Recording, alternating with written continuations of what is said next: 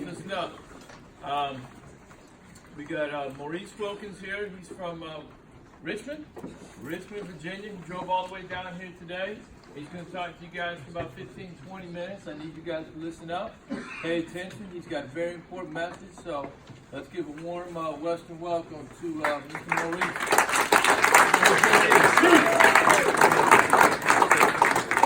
Hey, how y'all doing today? As has been said, my name is Maurice Wilkins, and I'm really glad to be here. I grew up in a small town in Virginia called Halifax.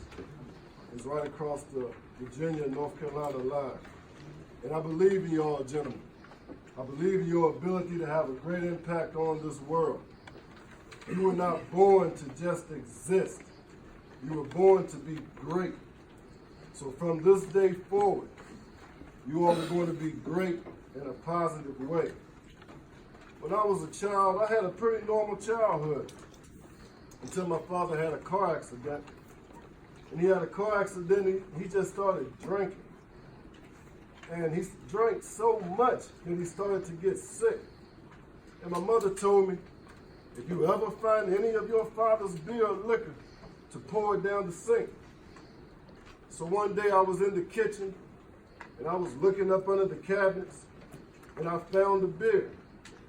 So I proceeded to pour it down the sink. And the next thing I know, my father was standing behind me. And he was like, "What are you doing?" I was like, "I'm pouring your beer down the sink." He was like, "Why?" I wanted to say, "Because I love you." But I was scared. I was a little child, and my father, he was as big as I am now. He was looking down on me, and I wanted to say, "Because I love you." But I did not tell my father that. A few years later, my mother, my brother, and myself, we went school shopping. And when we left, my father was cooking pinto beans. Good old country pinto beans. I can still smell it now. So when we came back from school shopping, my mother and my brother stopped at my grandmother's house.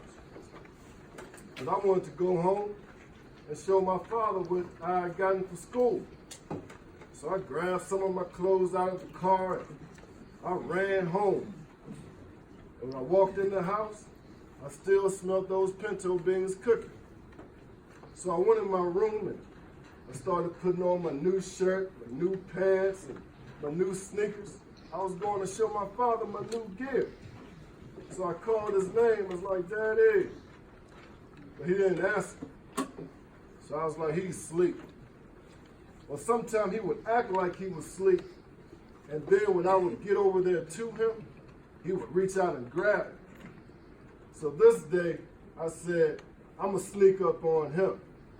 So I put on my new clothes and then I started tipping into the room.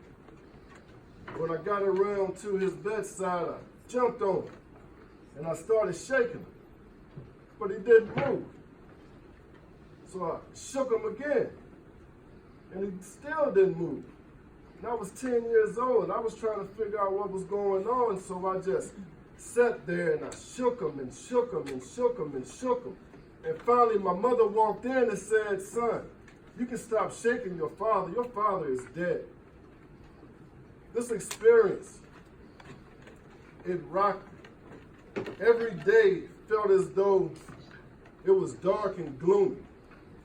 It didn't matter if it was 100 degrees outside and the trees were green and the grass was green and the flowers were beautiful and the cars were passing by. It didn't matter. To me, it felt like one of those dark, gloomy, fall, winter days when the trees are bare and the grass is dead.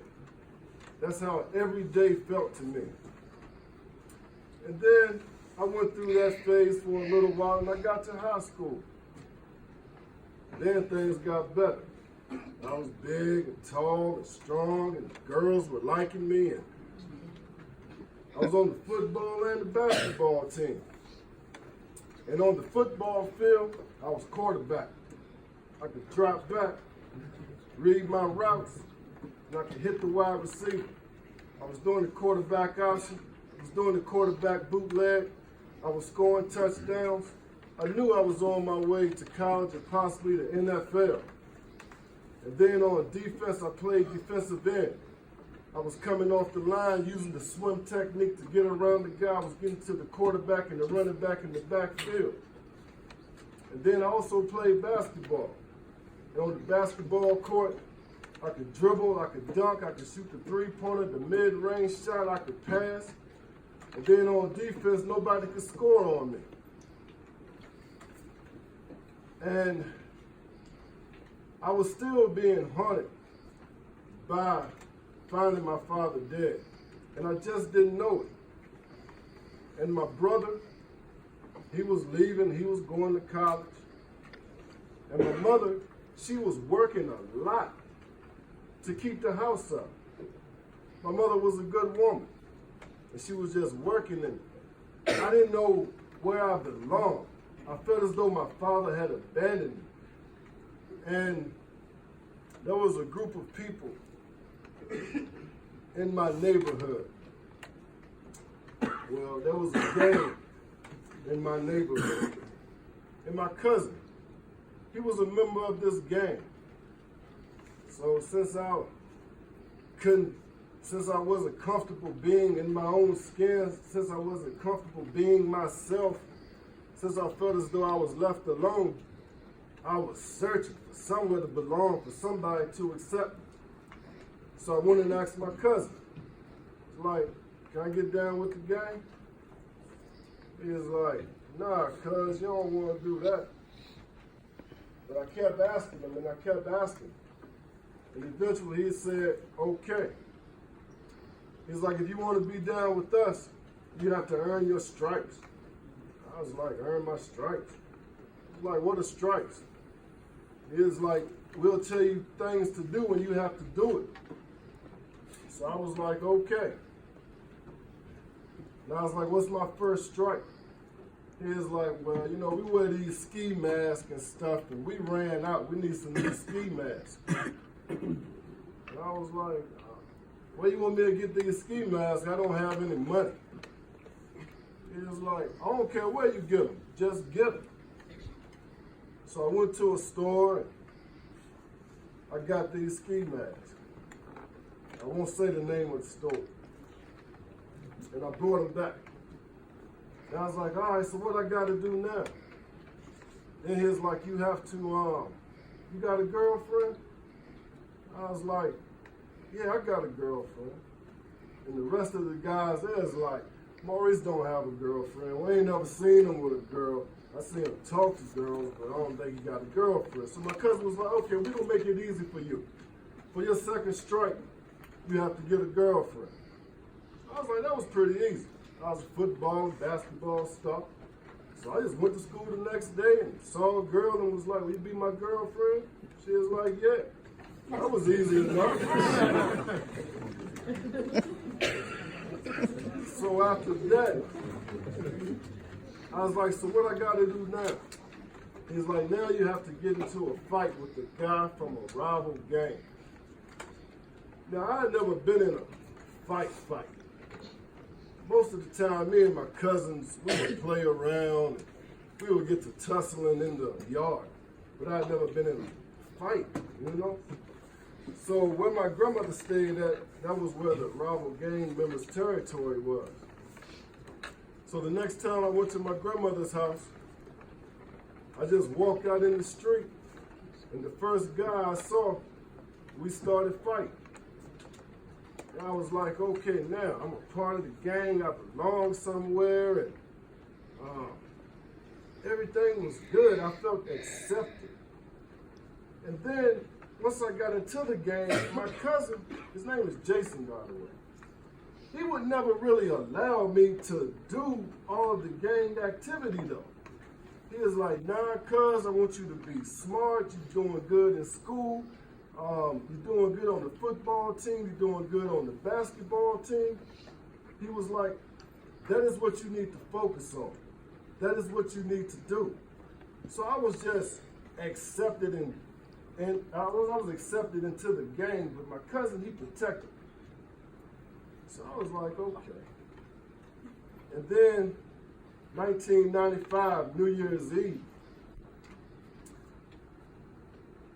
there was a party. And I asked my cousin, could I go? Jason was like, nah, you can't go to this party, just stay at home and study or get ready for the next year. I was like, okay. So I woke up the next morning, I found out that my cousin had been shot and killed. And I mean, this experience, it rocked me also because I was like, everybody that I have a bond with is either dying or they're leaving. Because my brother here left for college, it's just us two. My mother, she was working. And then my father died and my cousin died, and I was just like, oh, it ate me up on the inside. So I was like, you know what, I'm gonna go all in. So in the summer of 1996,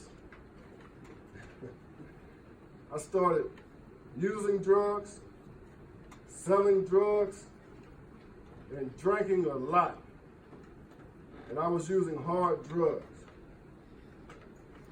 So that's what I did for the summer of 1996. And when I went to school that fall, we went out on the football field, I couldn't read my routes. When I dropped back, I couldn't hit my wide receiver. When I came off the D line and I was trying to get around the guy in front of me, I couldn't do it. And on the basketball field, on the basketball court, I couldn't dribble anymore. I could barely dunk. I couldn't hit the three-pointer. The only thing that I could do was defend, because defense doesn't require a lot of motor skills and reflexes. The drugs took away my motor skills and my reflexes, and I was done. I stayed on the team. Well, I stayed on the team except for that 1 year that I flunked off the team, because up here I just couldn't comprehend what was going on. Now in life, we're going to have some ups and we're going to have some downs. And just because we are down, we cannot stay there. We have to get up, no matter what, no matter how bad it is. When we're down in a rut, just keep striving and keep fighting. You can't stay there. You just can't lay there and die. You can't. You have to get up and continue on a path of success. So in 1998, I was about to graduate high school. Imagine that. I did not think I was going to graduate at all. And as school started to come to an end, I heard my friends talking about going to college. And they was like, Maurice, are you going to college? I just kind of laughed it off like, nah, I ain't going to college. They was like, well, what are you going to do? I was like, I don't know, I'm going to just hang out. I'm going to just kick it here at home. And then as the school year came closer and closer to ending, I kept hearing them talking about going to college. So I was like, maybe they know something I don't know. Maybe they're on to something. So I applied to Norfolk State University. And I got accepted to Norfolk State University, which surprised me. Now, once I got to Norfolk State University, everything was good. I got good grades. I was the editor-in-chief of the school yearbook. And a group of friends and I, we formed an organization called Fellowship. And with Fellowship, students would come and hear us speak. And we was talking about being positive, being successful, getting good grades. But all along, while I was talking about being successful and being positive, I had my past that I had not let go of. My past was still attached to me.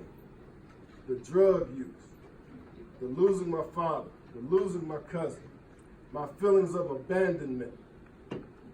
In 2001, I left Norfolk State University because I could not get over my past.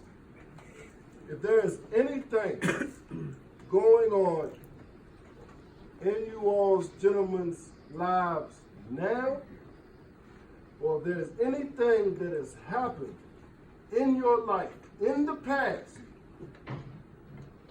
that may affect you from being successful, talk to somebody. It don't matter. Just find somebody. Because that stuff that happened to you when you was younger, or that stuff that you're going through now, that's really bothering you deep down on the inside, if you don't deal with it, it will hinder your chances of being successful. So talk to somebody. Who has dreams and goals? Okay. Who has places they want to go? Okay. That's good. Never think that you're too young to know what you want to do with life. I remember I was in middle school and we had to write a speech. It was an FFA class, Future Farmers of America. So we wrote this speech out. Then I presented the speech in class. And afterwards, the teacher was like, Maurice, you did a great speech. You did the best speech in class. And I believe you should enter into a speaking competition. I was like, okay. I wasn't doing anything else.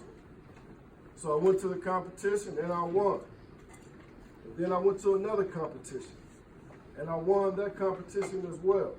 But at the age of 13, I realized that is what I wanted to do with my life. You're never too young to know what you want to do with your life.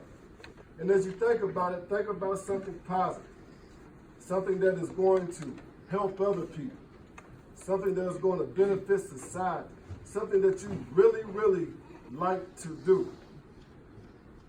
There is a guy, his name is Zig Ziglar. Zig Ziglar said, one key to success. If you want to be successful, he said, if you help enough people get what they want, you can get what you want.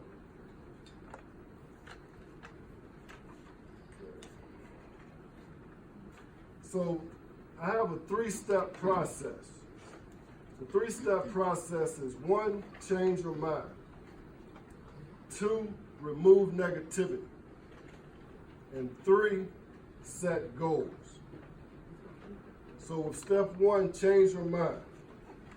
If you know what you want to do with your life, it's not going to just fall in your lap.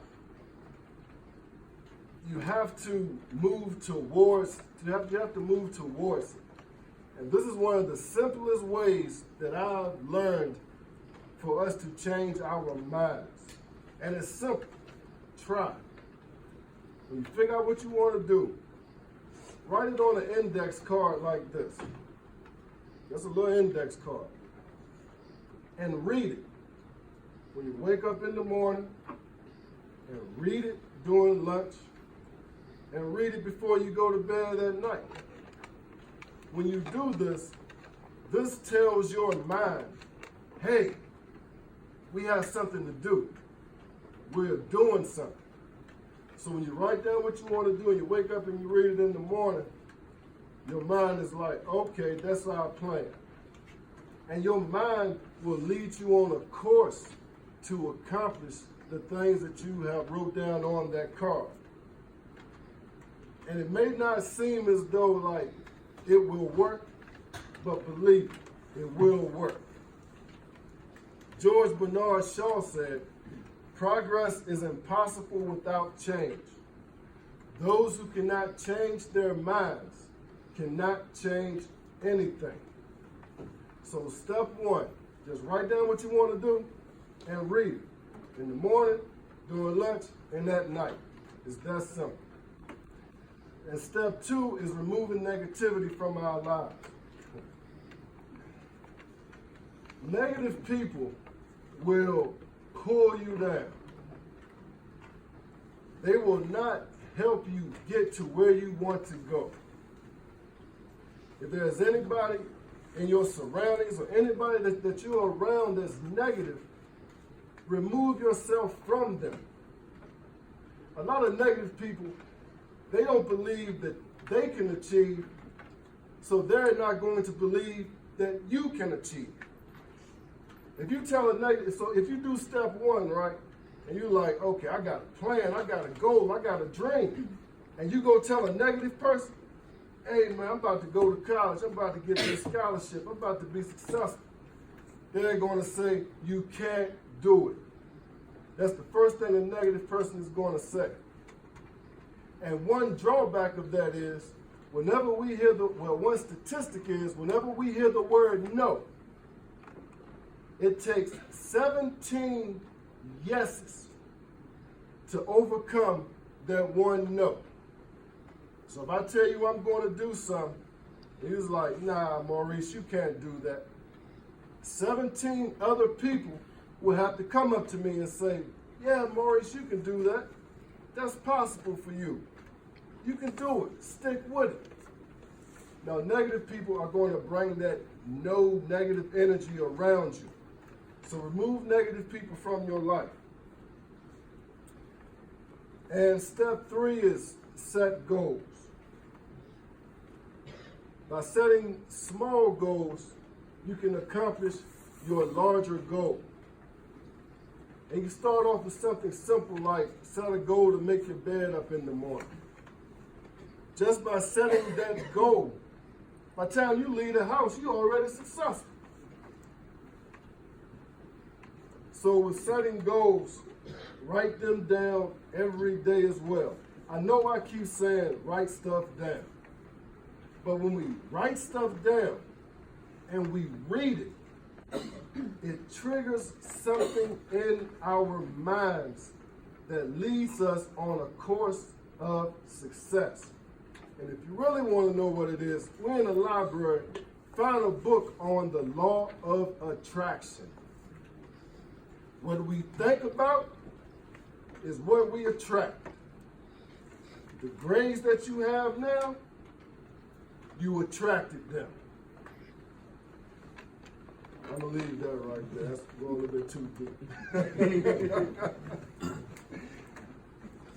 Okay, so Zig Ziglar once again said, what you get by achieving your goals is not as important as what you become by achieving your goals. If you say that I want to, graduate high school and go to college. Okay, you graduate high school and you get to college and you've achieved your goal. But the process that you had to go through in between that, that's what builds character. When it gets hard and you're striving towards your goal and you're constantly getting there, that's what builds character. That's what gives you the fuel that you need to continue on a successful path of life.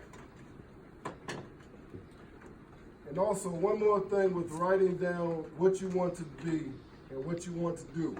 In the Bible, it says, one of my favorite books, it says, where there is no vision, the people perish.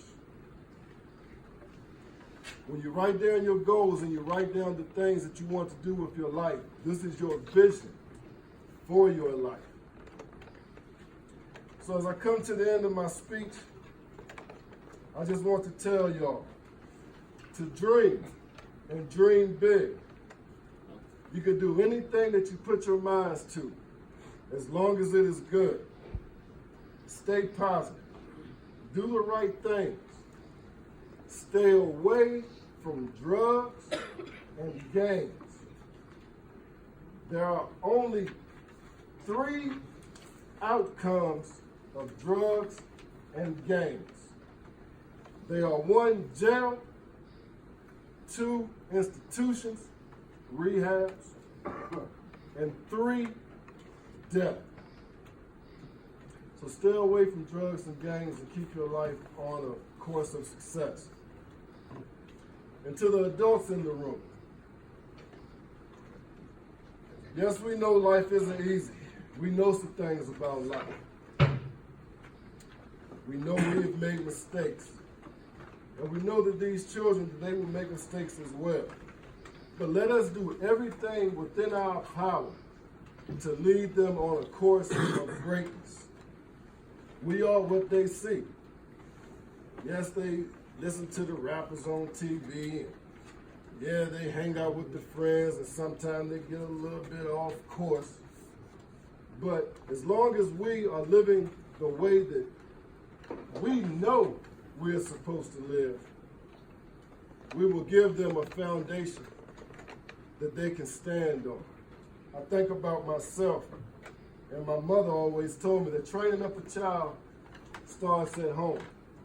And in one of my books it says, train up a child in the way that he should go. When he gets older, he will not depart from it. And when I was a teenager, I was a Sunday school teacher. I was a choir boy because my mother had me there. And even though I got off course, my mother had given me a foundation at home, a positive foundation at home to fall on when I fell. And we don't always have to let our left hands know what our right hands are doing. I know somebody I know, they say, oh, I tell my kids everything I do. I let my kids know about it. But I remember when I saw my father drinking a lot. And then everybody was like, you just like your daddy. I was like, well, shoot, if he drank, I'm going to emulate my daddy then. So everything that we're doing in our adult lives, we don't have to incorporate our children into, and we don't have to let them know about it. Just give them a good model to model their lives after. And one more thing. God is always there. Whoever you call God, infinite intelligence, high power, whoever that is for you, no matter where you're at, no matter what you're going through, it is there with you. Thank you.